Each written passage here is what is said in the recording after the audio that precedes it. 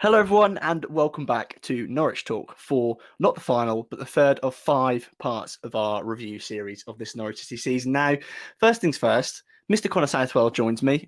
Connor, I didn't expect to see your beautiful face again so soon. We had planned to have AlongComeNorwich, but today there's been sort of a schedule change, so I thought I'd tag in Connor and get him on for the best part of the season, which, there are worse times to be tagged in the season. Connor, my friend, you're looking very sporty there. How are you?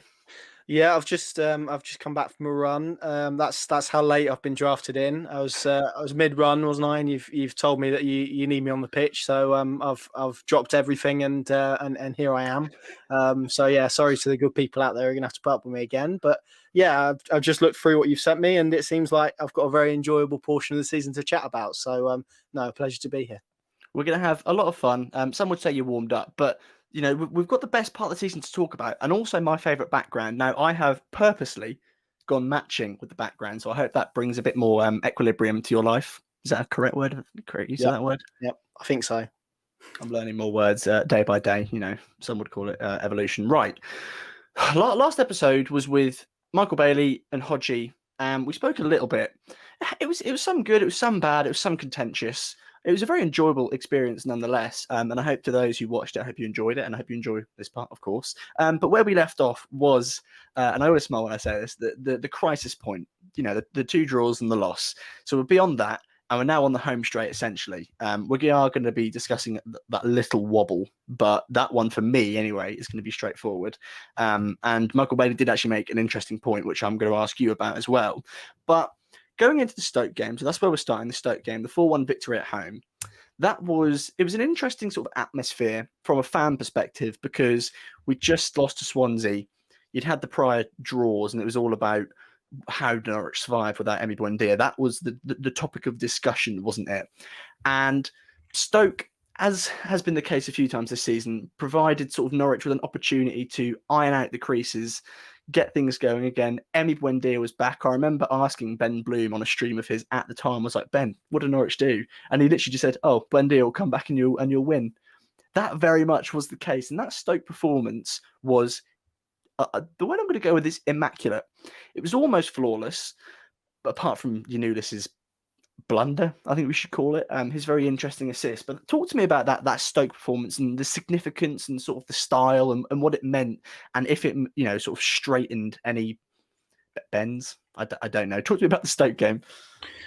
Yeah, and you're right. I think to highlight the 3-game period before that, which I'm not going to call a blip because it was 2 draws, no defeat, right? So I think with hindsight, it probably wasn't as dramatic as perhaps it was made out to be at the time. But I get that, because you're in the midst of a season, you're approaching a championship run, and I can understand why, as a supporter, you would feel like that. I can only sort of speak about how I felt from a personal perspective, and I never felt particularly, I guess, like you referenced Ben Bloom there, a bit like him, really. I think if this game with Buendia back, and if they would have struggled again, or they would have lost again, or they'd have drawn again, then I'd have probably felt that doubt, felt that bit of, okay, the wheels coming off here a little bit. But before that, I just feel like you couldn't assess it, because, I mean, you take you take the best player in the league out of any side, and it's going to impact them. They played against 3 at the time, very defensively based sides. Neil Warnock obviously has a reputation for what he does in the game, and he stifled Norwich, I think, probably better than any other team has this season. Millwall play, I mean, if you look at their games, you could probably translate it from Morse code. It's usually 1-0, 0-0. They play on very fine margins, and the Den is a very difficult place to go at the best of times, let alone sort of on a Tuesday night when you have to change in a hall, and the weather's not great, and all these sort of small excuses come together. But Millwall are a pretty solid championship side. I think their defensive base means they probably wouldn't have to do a lot next season in order to at least challenge for the playoffs, I would suspect. And then Swansea, who are running really hot defensively. So it was, for me, there was a lot of mitigation in there, as you quite rightly mentioned, Buendia's suspension being the main one. But this Stoke game was kind of a sliding doors moment, I guess. It kind of felt like they needed to. I think I used this phrase in our film that we made. They had to get the ship back on course a little bit. That's kind of what it felt like. It felt like it just potentially strayed off a little bit, not dramatically, not the wheels hadn't come off or anything like that, but they were beginning, I think, and I think that was mainly because of what supporters were saying. They were beginning to kind of stray off course a little bit with their performances, but this was some way to get it back on course, I felt, and they were just so commanding, so dominant. Buendia was excellent. I remember he'd just come back from his suspension, hadn't he? And your heart almost skips a beat when he charges towards the Stoke defender like that. And then, but this time he wins the ball and he puts it on a plate for Timu Puki, who breaks a goal duck at the time. So it was a really pivotal game. And once they scored that first goal, it kind of felt like the relief had gone. There was relief everywhere, and from that we saw a really positive performance, and it never really looked after that beyond doubt. So yeah, and an important game, a bit of a sliding doors moment, but yeah, I was probably the same as Ben, as you referenced there, in terms of getting Buendia back. They'll probably start winning again. That was kind of how I viewed it. And the only thing I would say is that at the time I didn't expect Brentford to fall away. I felt they might actually give Norwich a bit more of a challenge at the top. And obviously we saw them replace them for a week, didn't we? And I was expecting it maybe to become a bit of a 2-horse race, but then they completely dramatically fell away. And this is what this portion of the season is. It can really throw good teams off course if you with a poor result here or there. And that's why it was so important, I think, that Norwich not only beat Stoke, but beat them in such a dominant fashion. Yeah, the performance was the key part, wasn't it? It's interesting you mentioned sort of Brentford. It's been a recurring sort of theme and trend for them, hasn't it, to fall away and maybe crumble a bit in the playoffs. Of course, the first round of the playoffs tonight. Very excited to watch that. And I believe this video will be going up just before. So if you've managed to watch this video before the playoffs, well done to you, first and foremost. I want to put the sort of Buendia thing to bed, but I want to put it to bed I want to put it in NBA terms for the basketball fans out there. The way I see it, and I think this is dead obvious if you follow basketball, but it's the same as the LA Lakers, right? You take out LeBron James, you take out Anthony Davis, the rest of the team keep the ship afloat. That's essentially what Norwich did. They kept the ship afloat. They come back. And despite, again, it's a bit more, there's a bit more of a contrast between the Lakers and Norwich in that it was for a longer period they struggled. But they essentially, the star men will come back and win the whole thing. Emi Buendia came back. We won the whole thing. That is the comparison I would use. And Ben Bloom did mention sort of a comparison to the idea of basketball, and you take your star man out and, what are you? Football's not usually like that, but this Norwich City team, statistically anyway, very much is. Now, if we look through some of the results here, I'm going to pick out a few key moments. I'll sort of rattle through the results. Following the Stoke game, it was 2-0 away to Coventry, a 1-0 win at home to Rotherham, 3-1 away at Birmingham, 2-0 away at Wickham, and then we'll get on to the Brentford game. But within those few games, you had sort of Puki and Buendia's productive relationship, didn't you? You had, and I've quoted, winning when not playing well, which is, it's a champion's trait, isn't it? And my example there is Birmingham. I remember, I think we went 1-0 up, didn't we? And then it was 1-1. And Birmingham, for me anyway, on the day were probably the better team. But Norwich still managed to win 3-1. I can't remember who scored the second goal in that game, but I remember Ollie Skip scored the third. And it was just a case of Norwich City were grinding out results when it was necessary. Whereas, the trend for this run, really, this final run in of the season was very much just dominate and blow teams out of the water, which was very interesting. And again, we speak about role players, don't we, so often this season when we talk about Norwich City, and Adam Eder, his goal versus Wickham was really important at the time. And before I pass back to you, Colin, to speak a little bit about those moments, one thing I find really interesting is, and this was from our interview between Sam and Eddie Reamer, Daniel Farker's assistant, Norwich City's assistant head coach. Make sure you go and check that video out if you haven't already. That's gone down really well. It's a very interesting interview. He's always someone that I've wanted to hear from. And he said that the Wickham game, for him, was the most satisfying tactical change, which I don't know if it surprised me, but I was fascinated when he said it, in that at half time he switched to a 3 at the back when Norwich were struggling to create chances. And then they went and won the game, and I think quite comfortably. So that Wickham game is certainly an interesting talking point, to say the least. Now, I spoke a bit about the Puki Buendia productivity there, winning when not playing well, Adam Eder's goal. What do you pick out from there as the most pivotal part of Norwich City winning the championship? I think what it probably represents this period, probably a bit like before Christmas when they had obviously to a lesser extent, but they had a similar run where they were picking up results. For me, this shows how successfully they managed to shift the mentality. And I think we spoke about this in the first part, that when they decided to shut the doors, they'd remain shut. And I think that's been the big change this season, that defensive tweak that they've made to be a bit more pragmatic and in order to maybe future-proof them for the Premier League to an extent. But I remember watching them before Christmas, and some of those games were a bit like they were scraping through. They were winning games on fine margins, but they were still winning them. They were still top of the league. And then your new list comes in, and after Christmas, you look at it, and I felt before Christmas they were a good team. I didn't feel like they were performing exceptionally well at times, but they were still top.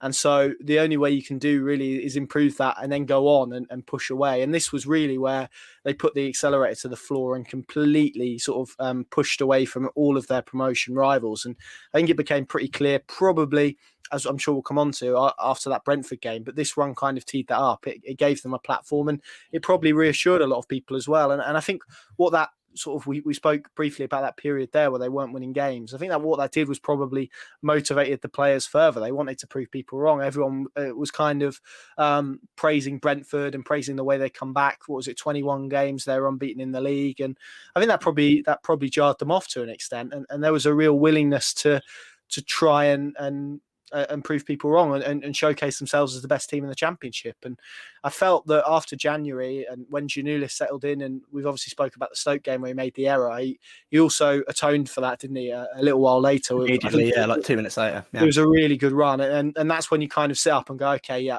that's an elite mentality. That is what you need in a side that is going to win a league title, really.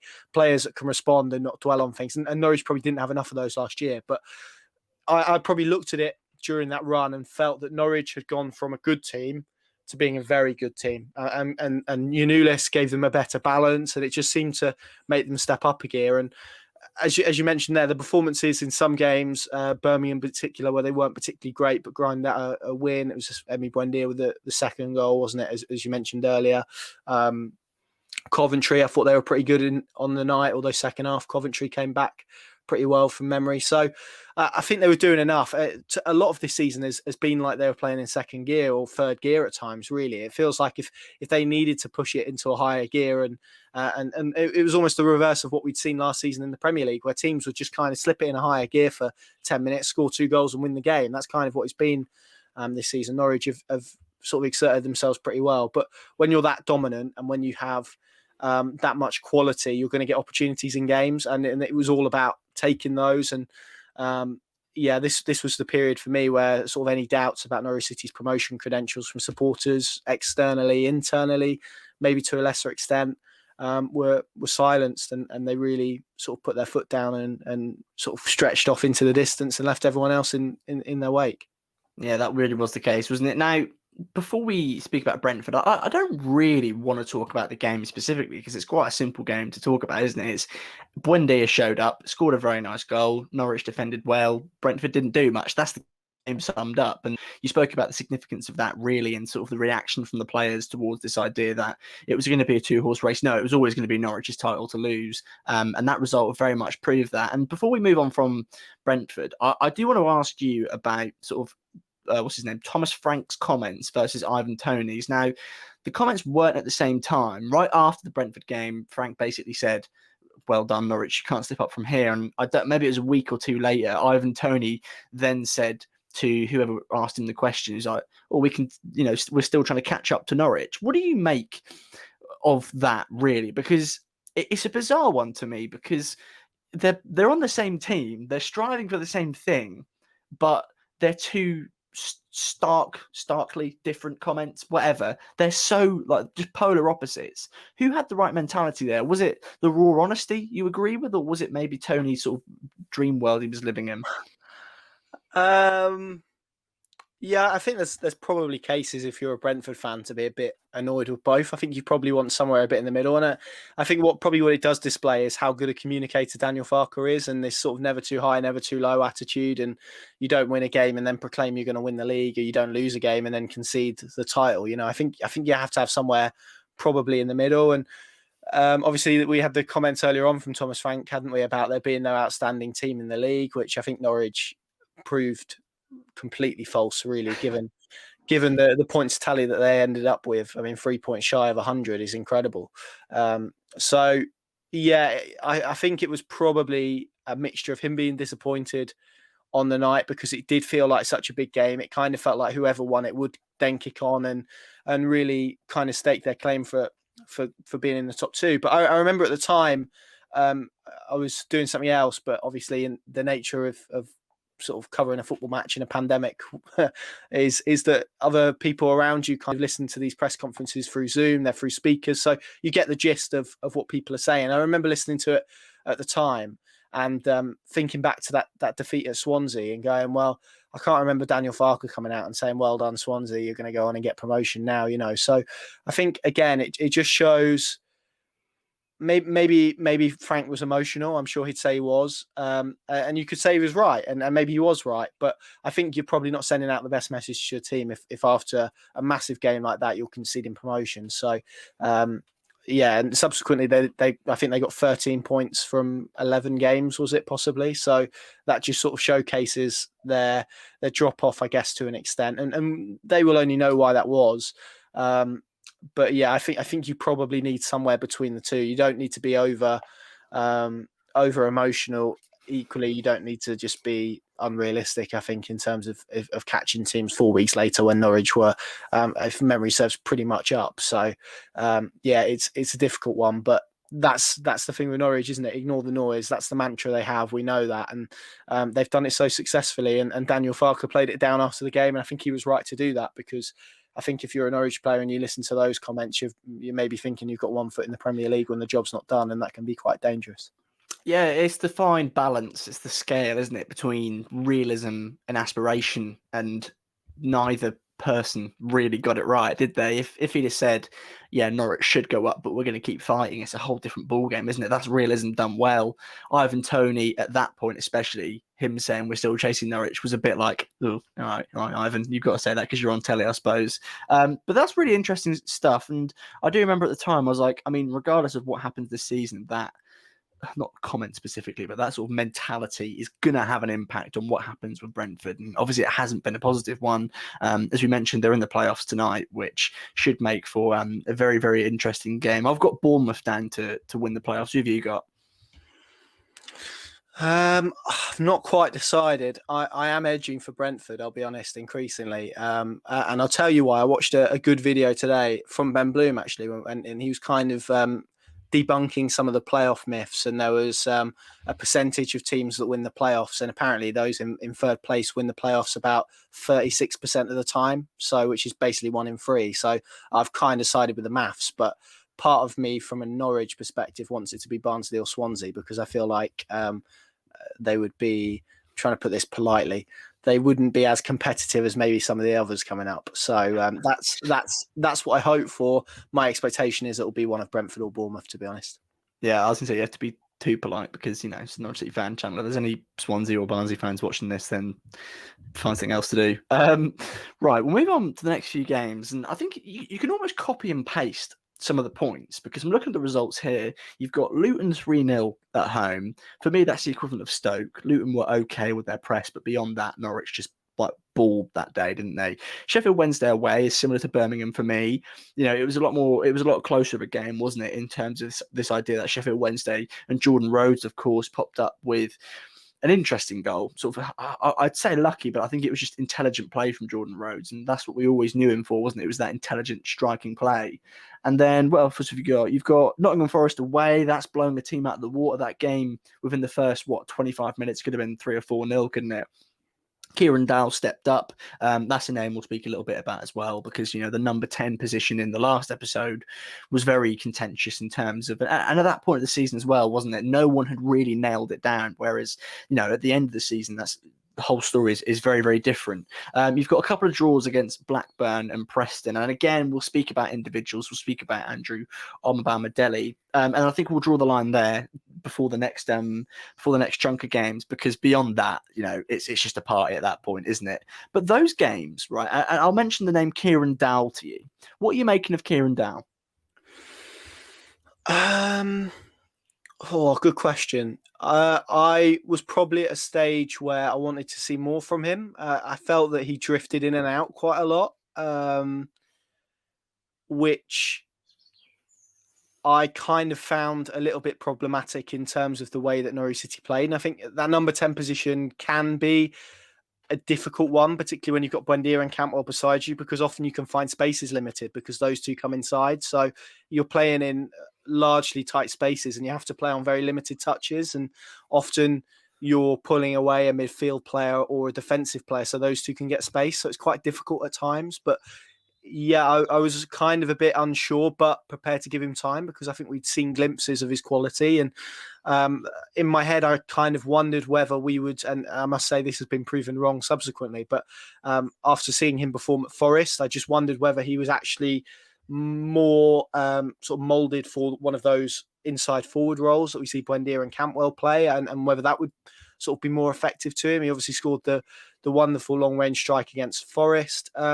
But he was chipping in, wasn't he? He was producing, and this is kind of for me. I mean, I know you've asked me what I think of him at the time, but to bring this full circle in terms of now, if a player is scoring goals and contributing, you can forgive them for drifting out of games a bit, and I think that's kind of my argument, because if you've got a player that goes missing for 60 minutes, but in the half an hour that they're involved scores twice and wins you a game 2-0, happy days, they've done their job. So his output is probably better than I would say someone like maybe Marco Stiepermund in terms of 2 years ago, there was lots of influence. I know he scored a fair few goals as well. I think it was 9 off the top of my head.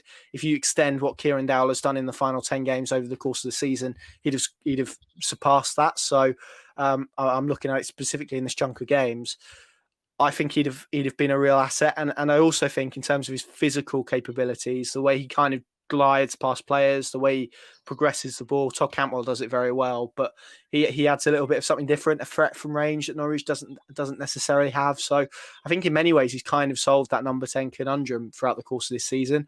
Would I like to see him a bit more of a consistency in terms of what he does on the pitch throughout the course of a game? Absolutely. But if that is if that sort of as a result takes away the goal scoring edge, then you'd rather him drift out in that game. So I kind of get why people say Norwich need a bit more depth and a bit more improvement and a bit more quality there. But actually, I think he's a player who still only young, still a bit inconsistent, still probably feeling his way at the club and finding a little bit of a home, has been injured a lot. I think there's more to come from him. And I actually think that if he can get himself fit and get himself a good run in the Premier League, he could prove to be a very important player for Norwich.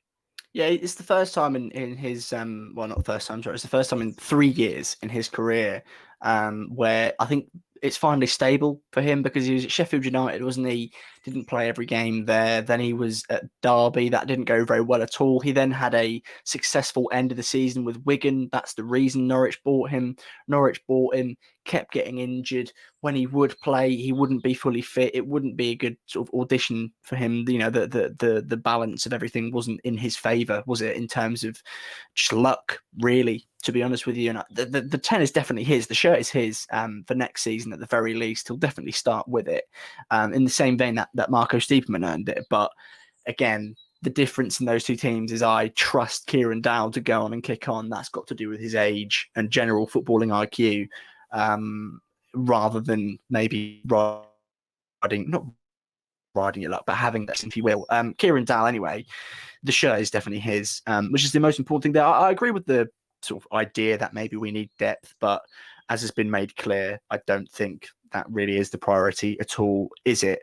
Right. So we'll move on to Norwich City essentially winning the title, which is, that's the fun part. That's good stuff. We've got a draw against Blackburn, a draw against Preston.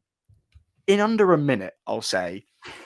What did you make of those? Was it just a case of, I think Preston, for example, wasn't it? Like Max Aarons wasn't playing. There was a bit of sort of the whole wobble with the international situation. Is that just like, in terms of, you can compare it to Watford and Bournemouth, can't you, and the results there? Is that just context and you don't have to worry about that at all? I think so. Yeah, I think so. Blackburn to a lesser extent.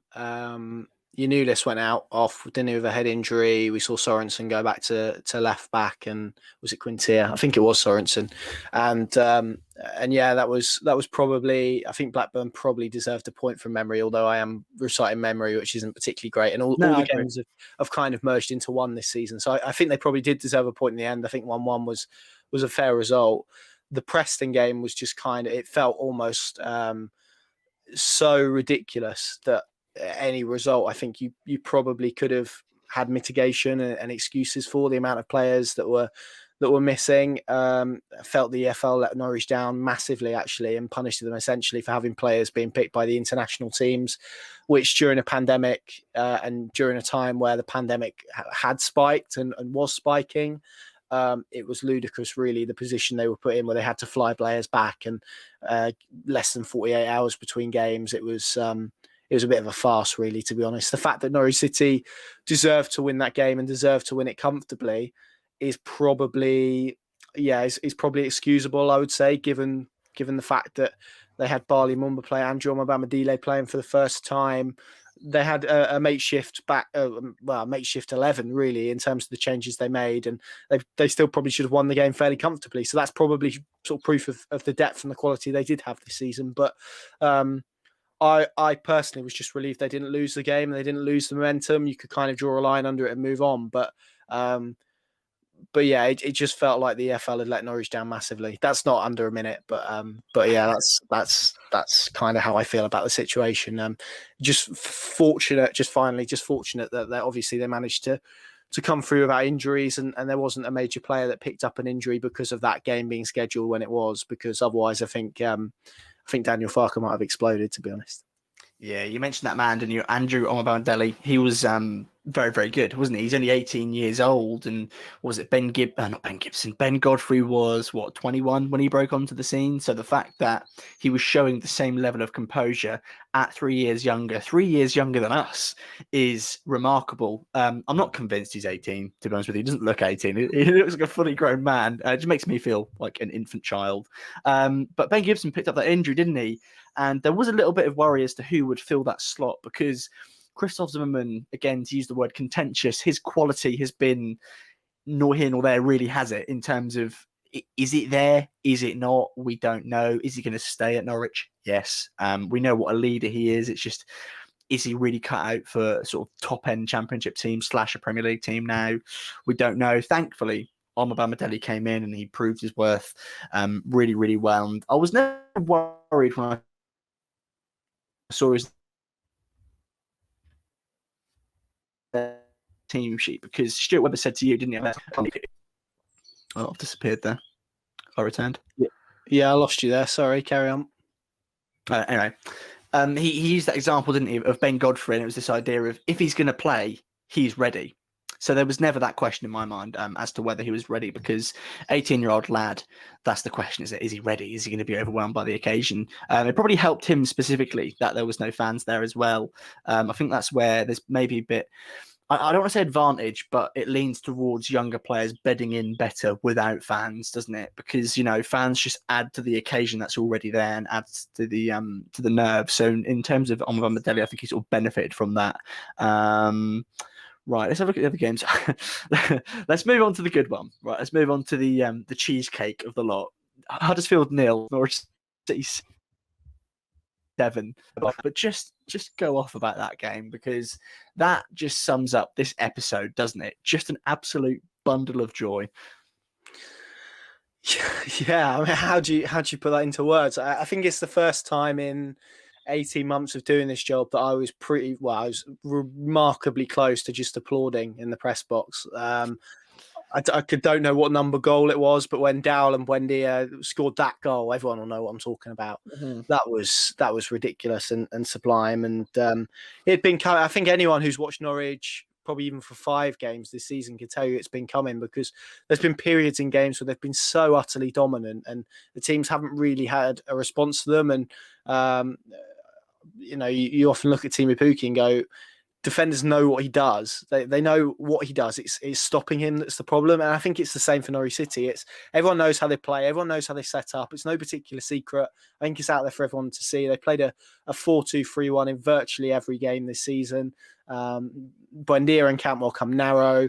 They look to play the ball through the thirds. They look to play progressive football. They look to build up the play centrally. There's not really any myths about Norwich City out there. Everyone knows what they do. It's about having the quality to stop it. And Huddersfield came to Carrow Road and didn't really know if they were pressing or staying. They were a bit muddled. Structurally, they were all over the place. and Norwich just picked them off. And in my head at the time, I was thinking of that. I think it's a Simpsons meme, he's already dead one. Yeah. It was kind of that once it got to 4 or 5, and Norwich were relentless. And I mean, they did take their foot off the gas a little bit. I think it was 5-0 at half time, wasn't it? And Huddersfield maybe sorted themselves out to an extent, and at 5-0 at half time, job's done, isn't it? So I think naturally, even subconsciously, there's a little bit of a drop off. But to go out and to show the hunger to score 2 goals, they should have had even more than that. I think it was Marco Stiepermann who missed a real good opportunity late on to make it 8.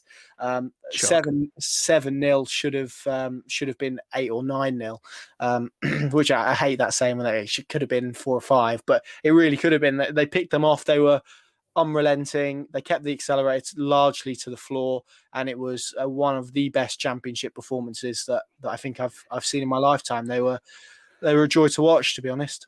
Yeah, I think Huddersfield made the case especially for the championship, and maybe if it was earlier in the season, it would have been a bit more sort of detrimental. But Huddersfield were like the example of don't come to Norwich and try and play because you'll get slapped. That was very much the situation, because beforehand it was always teams setting up with low blocks, and Barnsley and maybe Rotherham are examples of teams who didn't.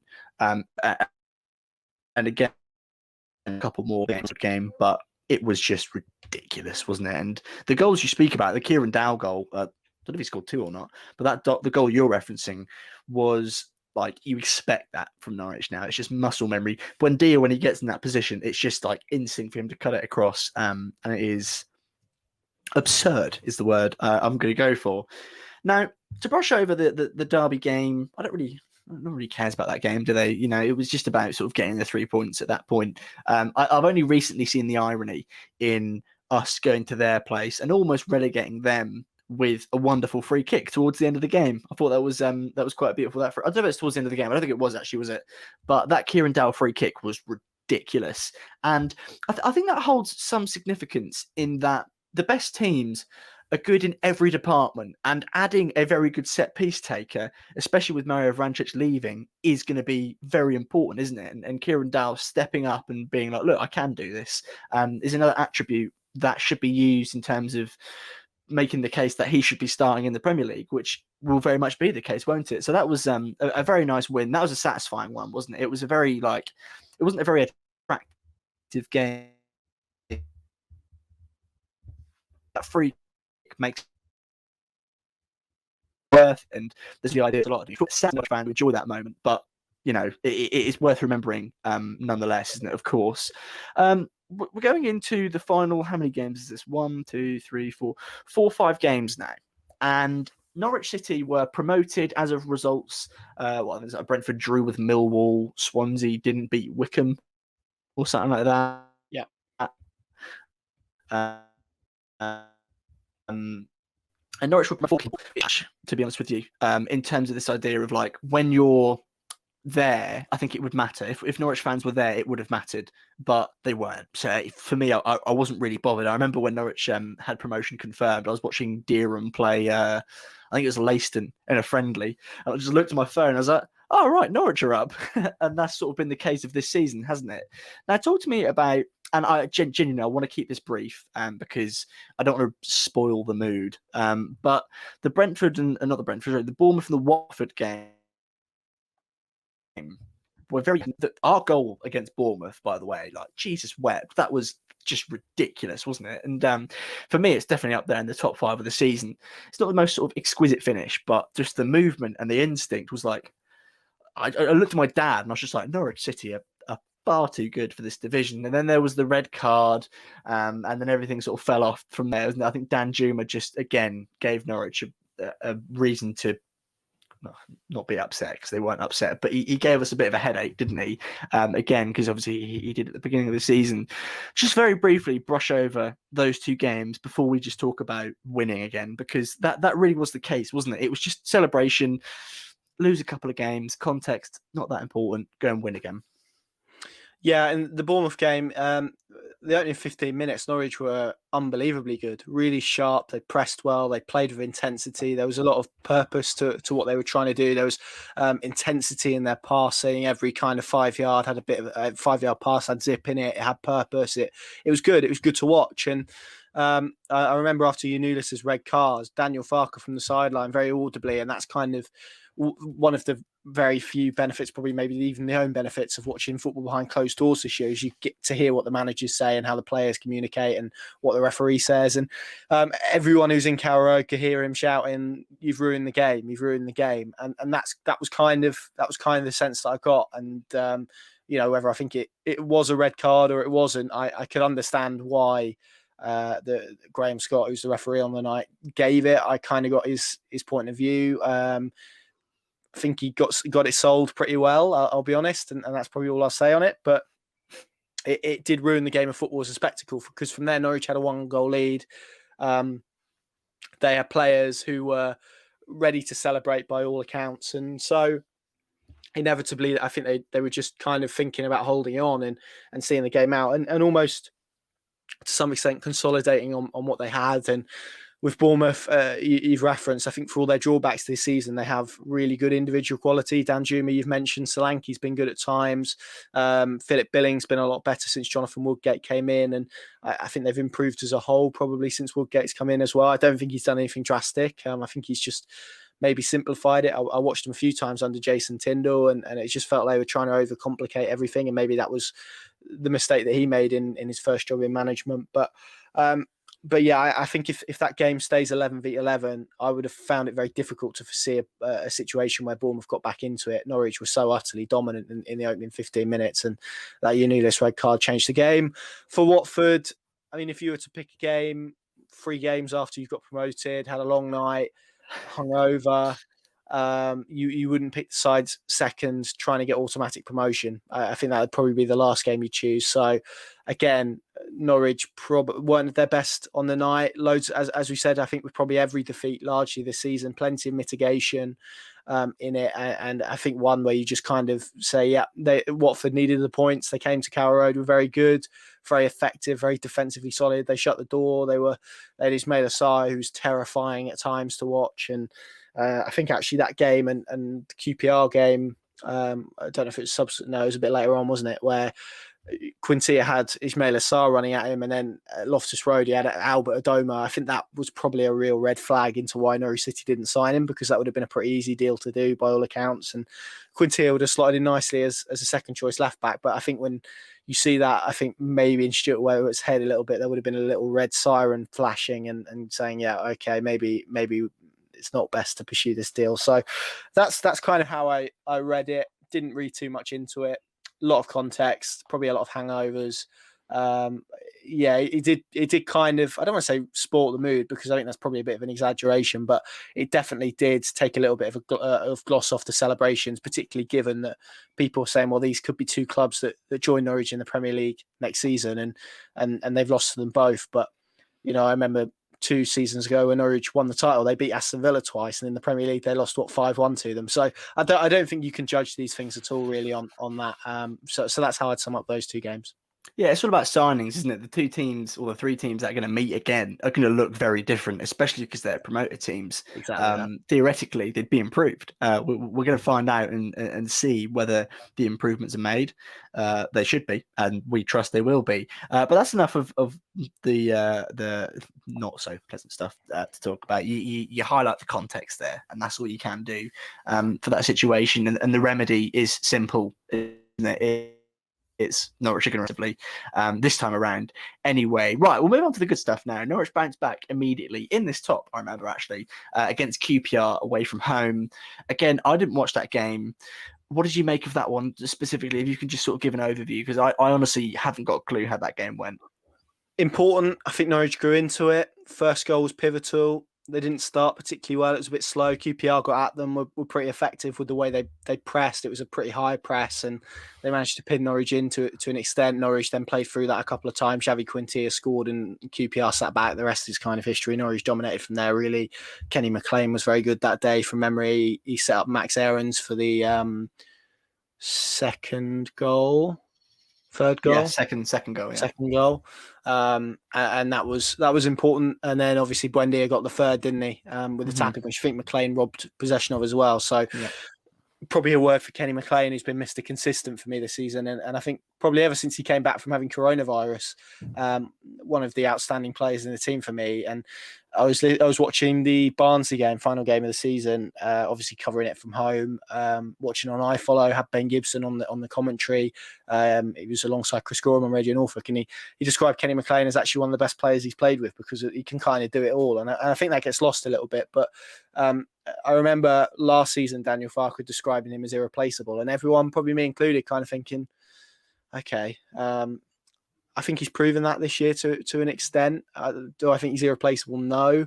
Do I think he's very important? Yes, because I think he adds a lot of energy and he's quicker than people think, and he covers lots of ground. He's box to box. He can kind of do it all. He's proven he can play to a reasonably high standard in the Premier League. I just think he's a very good player, a very good footballer, a very underrated footballer. He reminds me actually a bit of Johnny Howson at times, the way he plays. And yeah, I think he lesser to an extent this year, but I think he has been underappreciated at Norwich to an extent. But that game was really him coming to the fore. And QPR changed it a little bit when they brought on Charlie Austin. He brought on a lot of purpose, gave a focal point to their attack. Very physical, as you might expect. Albert Adoma was very good when he came on. Like I said, Quintia struggled with him, and that was really about managing periods within games and Norwich showing their mentality. And as we said before, shutting the back door and defending well, and and then scoring that goal at the crucial moment to kill it off. So it's an important win, wasn't it, for their title prospects? I think because the title was still in the balance, and this moved them to within a point of getting it done. So it was an important win for that. They were probably deserved it over the course of the piece, I'd say. Yeah, of course. And I think the QPR goal was just slightly dodgy from Hanley as well. So it's not like, they really dominated the game at all at any point. It was, I'd say ruthless is the word I'd go for what you've described there. It was just take your chances, which, we speak about last season. Norwich didn't do that. Or sorry, 2 seasons ago, I should say, shouldn't I? Norwich didn't do that. Right. Reading at home. That's an easy one, right? Norwich got the kick up the backside within the game, didn't they, by conceding, and from there didn't look back, and they, I don't say humiliated, but they embarrassed these young Reading players who, I don't know if the manager was experimenting or if it's because of injury, but Norwich were just way better in the second half in a lovely kit. I absolutely love the special edition kit. That was just like, I said this to Chris in the first episode. I was like, that's going to be remembered in the same vein as your classic Asics, your Egg and Crest, because it's the kit that Norwich won the title in. Again, it's dampened a bit by fans not being there, but again, you can say that about every single game this season, can't you? Norwich ended the season with a 2-2 draw against Barnsley. Barnsley was the game, I think, maybe beyond Watford, that I was, and not worried about it by any means, because I really didn't care about the result of the day, to be honest with you. But I thought they were going to be Norwich's hardest opposition, because away from home in the FA Cup, we struggled. We know the Barnsley system. We know it's very anti-Norwich in that it doesn't allow Norwich to play. The pitch isn't smooth. It's bobbly, so Norwich can't even play their style from there. And I think Norwich did fairly decent to get a draw, to be honest with you. But I'll leave that alone, because no one cares about a 2-2 draw against Barnsley on the last day of the season, do they? And rightly so. And, we said we want Barnsley to go and win the playoffs. One, because it means it's a weaker team than Norwich to play next season, but also I don't know if I'd go as far. Actually, do you know what? I'd go as far as saying it's a footballing fairy tale, isn't it? Given sort of them fighting off relegation to League One to being potentially a Premier League team. So fingers crossed for Barnsley. But Norwich City, winners of the 2020-2021 championship, deservedly. The story of the season for me was just the fact that Norwich, they went through the gears very slowly, didn't they? In that at the beginning of the season, it was about bedding the new bodies in, and then it was about just grinding out results, and then it was about finding your rhythm. They found the rhythm. There was a blip here, the blip there, overall in the season. And we achieved 97 points. It is ridiculous. I'm not going to mention fans because, as I said a minute ago, for every caveat to every point ever about this season is but fans. And rightly so. It's just that it's quite repetitive at this point.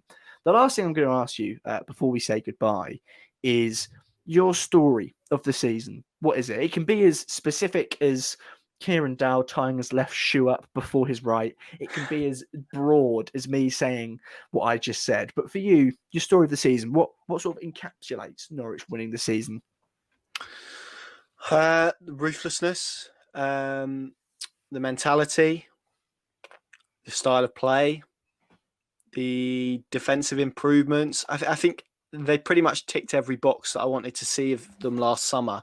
When you kind of sat down and thought, okay, we've had the players crying on the pitch, we've seen them disappointed. The Premier League exit was so painful, and if you're within 10 miles of Carrow Road, there was this wretched stench. I think in terms of how that period went after Project Restart, it was horrible. It was almost like a kind of a cat tormenting prey at times. The way that kind of finished, and you kind of looked at it and thought, where do they go from here? How do they change this? Because it had seeped in, it had become kind of endemic in the side, I suppose, this kind of mentality and losing football matches. And the fact they had 6 weeks to turn that around, to produce some of the best football that this league has ever seen, and that's not hyperbole. I think they are stylistically one of the best teams to ever get promoted out of this league, along probably with Marcelo Bielsa's side of a couple of years ago, or last year rather, and numerous others. I think they've played some exceptional football to watch at times. It's been, as you said, a bit of a slow burner. Norwich City rarely have good starts of seasons under Daniel Farke because they're process based. They're sort of methodical in the way they play, so it takes time to kind of put the pieces together. But when they did get going, I think we saw from pretty early on that they were a stretch above this division. And I remember last summer, it might have been Stuart Webber even saying, I want to build a Premier League team in the Championship, and they've done that, and they've proven that. It kind of felt like teams were coming to Carrow Road and it felt like a cup game every week because Norwich was so dominant. So that for me is the story of the season, a season of dominance, a season of for so many reasons, a remarkable campaign. But this Norwich side, hopefully in 10, 15 years' time, will be remembered as one of the great Norwich sides at this level, because they got a trophy and they did it.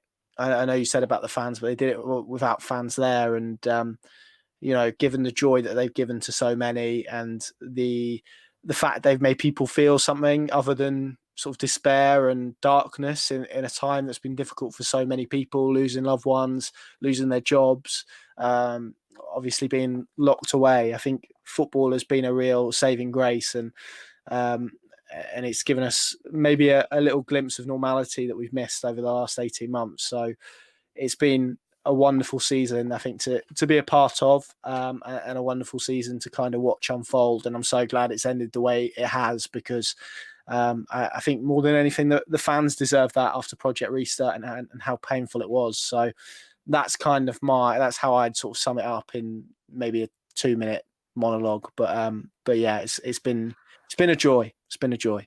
Yeah, that there is precisely why I'm glad you put it there. And that's the little emotional monologue about Norwich. You love one of those, don't you? But before I start choking, I absolutely agree with everything that you said, and I echo the sentiment. It has been, and I compare it to a dark tunnel. The light at the end is normality, and sort of the road guiding us has been football, hasn't it? It's kept us stable. It's given us something to look forward to, and it's been very, very beautiful. Mr. Southwell, as always, my good friend, it's been an absolute pleasure to review a nice part of the season, a nice season. We could be doing this time next year about a team that stayed in the Premier League. You never know. Fingers crossed. Hopefully that's the case. I do believe that will be the case, but we'll save that for a year's time, won't we? For those watching, we've got 2 more episodes of the review coming out. We've got one which should be coming out on Wednesday with Alfie and Billy, a game of keep, loan or sell. And then on Friday, we've got, and we're going to do the season all over again, but in one video with Mr. Ben Bloom, where I essentially give him something to talk about and he just talks about it. And that is just like, I absolutely love that. He's so good at that. And to those who, I can't imagine why you wouldn't, but to those who are watching this before the playoffs, make sure you go and check out his stream. Because if you've not got, especially if you've not got anyone to watch the football with, watching it alongside Ben Bloom is just like, the guy he knows everything about football, and it's he's very knowledgeable, and more importantly, he's a lovely guy, and he's got a very good name as well, which is very, very important. But those videos, keep your eyes out for them. Beyond there, We don't know. I reckon it's just going to be another season of transfer rumours or another summer of transfer rumours, which, you know, I absolutely love. I'll be feeding off the pink un is what I'll do, like the little vulture I am. But until then, we'll see you all again very, very soon.